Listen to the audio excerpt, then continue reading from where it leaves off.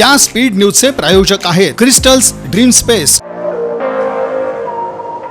सोलापुरात आठवड्यापासून पावसाचा जोर आहे। परिणामी आधीच चांगला पाणीसाठा असलेला हिप्परगा तलाव हा ओव्हरफ्लो झाला। तलावाचं बॅकवॉटरचं पाणी नाल्यावाटे अवंतीनगर परिसरात पोहोचलं। हा नाला तुडुंब भरून वाहू लागला। याचं पाणी आजूबाजूच्या परिसरात शिरण्याची भीती निर्माण झाली। परिस्थितीचं गांभीर्य ओळखून पालिकेच्या आपत्ती व्यवस्थापन विभागाचं पथक तसंच अग्निशामक दलाचे कर्मचारी इथं दाखल झाले। पाण्याच्या प्रवाहावर कशा प्रकारे नियंत्रण मिळवता येईल या दृष्टीने प्रयत्न सुरू झाले। तसंच तुडुंब वाहणारं पाणी इतरत्र पसरू नये याची खबरदारी घेण्यात आली। अमेरिकेचे राष्ट्राध्यक्ष डोनाल्ड ट्रम्प यांनी 1 ऑगस्टपासून भारतातून आयात होणाऱ्या वस्तूंवर 25% अतिरिक्त कर लादण्याचा निर्णय घेतला असून यामुळे भारतीय उद्योग आणि शेती क्षेत्रावर गंभीर परिणाम होणार आहेत। व्यापार वाटाघाटी सुरू असतानाही अमेरिकेकडून सातत्याने धमक्या देण्यात येत आहेत। रशियाकडून भारत तेल आणि शस्त्रास्त्र विकत घेत असल्यानं ती खरेदी थांबवण्याची धमकी ट्रम्प यांनी दिली आहे। अन्यथा 27 ऑगस्ट पासून आणखीन 25% अतिरिक्त कर लावण्याची घोषणा करण्यात आली आहे। या कृतीतून अमेरिकन साम्राज्यवादाचा कुरूप चेहरा उघड झाला असून भारताच्या सार्वभौमत्वावर आणि स्वतंत्र व्यापार धोरणांवर सरळ आक्रमण केलं जात आहे। तसंच या टेरिफ करामुळे सोलापूर शहरातील मुख्य उत्पादन चादर आणि टॉवेल निर्यातीस बंदी असल्यानं 250 कोटी रुपयांची उलाढाल ठप्प झाली आहे। यामुळे हजारो कामगारांच्या रोजीरोटीचा प्रश्न गंभीर बनलेला आहे। टेरिफ कर हाणून पाडा अन्यथा रस्त्यावरची लढाई आणखीन तीव्र करण्याचा इशारा ज्येष्ठ नेते तथा माजी आमदार कॉम्रेड नरसय्या आडम मास्तर यांनी दिला।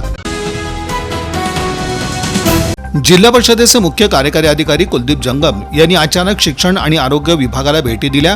यावेळी जागेवर हजर नसणाऱ्या कर्मचाऱ्यांचे वेतन कपात करण्याचे आदेश दिल्यानं कामचुकार कर्मचाऱ्यांमध्ये खळबळ उडाली। काही दिवसांपासून शिक्षण विभागाच्या गलथान कारभारामुळे अनेक जण वैतागून मुख्य कार्यकारी अधिकारी जंगम यांच्याकडे धाव घेत आहेत। या दोन्ही विभागातील कर्मचारी जागेवर नसल्यानं अनेक समस्या निर्माण होत असल्याच्या तक्रारी आहेत। याची दखल घेत मुख्य कार्यकारी अधिकारी जंगम यांनी मंगळवारी या तिन्ही विभागांना अचानक भेट दिली। अधिकाऱ्यांची हजेरी घेऊन विभागात फिरून टेबलावर असलेल्या कर्मचाऱ्यांच्या कामाबरोबर त्यांच्यावर असलेल्या जबाबदारीची त्यांनी माहिती घेतली। प्रलंबित कामकाजावर त्यांनी कर्मचाऱ्यांना फैलावर घेतलं। जे कर्मचारी जागेवर हजर नव्हते त्यांच्या बाबतीत चौकशी करून त्यांच्यावर विनावेतनाची कारवाई करण्याचे आदेश दिले।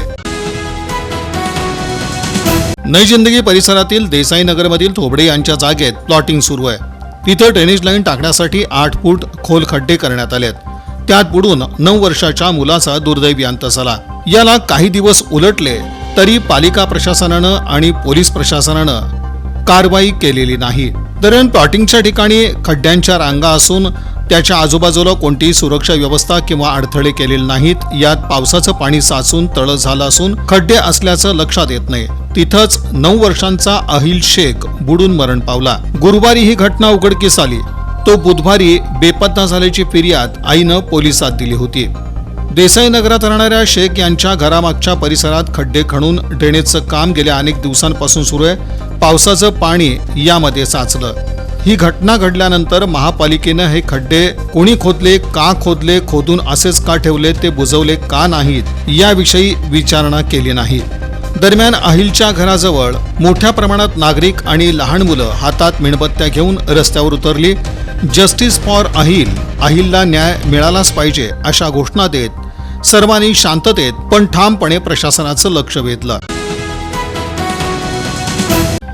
दक्षिण सोलापूर तालुक्यातील मंद्रुप इथं सोलापूर ग्रामीण पोलीस अंतर्गत मंद्रुप पोलीस ठाणे आयोजित रक्तदान शिबिर, ग्रामसुरक्षा दल किट वाटप, वृक्षारोपण आणि वृक्ष वाटप कार्यक्रमाचं आयोजन करण्यात आलं होतं। या कार्यक्रमाची सुरुवात उपस्थित मान्यवरांच्या हस्ते श्री गणेशाच्या प्रतिमेचं पूजन आणि दीपप्रज्वलन करून करण्यात आलं।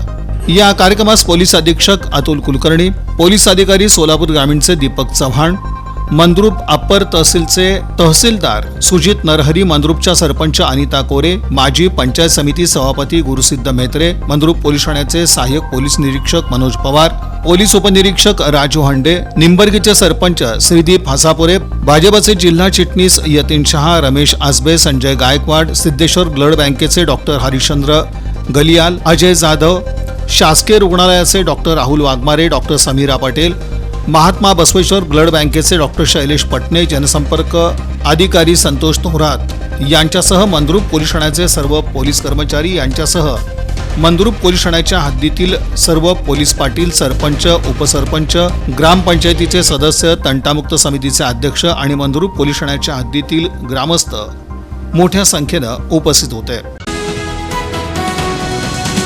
तिरुपती नजीकच्या तिरुचानूर येथील श्री पद्मावती देवी मंदिरात सालाबादाप्रमाणे नोव्हेंबरमध्ये ब्रह्मोत्सव होणार असून या उत्सवात शुक्रवार दिनांक 21 नोव्हेंबर रोजी सोलापुरातील पद्मशाली बांधव देवीला माहेरची साडी अर्पण करणार आहेत, अशी माहिती पद्मशाली श्री पद्मावती देवी ब्रह्मोत्सव संस्थेचे संस्थापक जनार्दन कारंपुरी आणि अध्यक्ष अंबादास बिंगी यांनी बुधवारी पत्रकार परिषदेत दिली.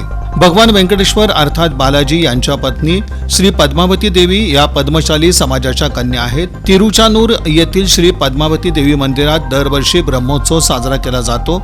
या उत्सवात गत 16 वर्षापासून सोलापूरच्या पद्मशाली बांधवांना पद्मावती देवीला माहेरची साडी अर्पण करण्याचा बहुमान मिळत आहे. यंदा हा उत्सव नोव्हेंबरमध्ये असून 21 नोव्हेंबरला सोलापुरातील पद्मशाली बांधव पद्मावती देवीला माहेरची साडी अर्पण करणार आहेत. याकरता सोलापुरातील समाज बांधव हे 19 नोव्हेंबरला तिरुपतीला रवाना होणार आहेत.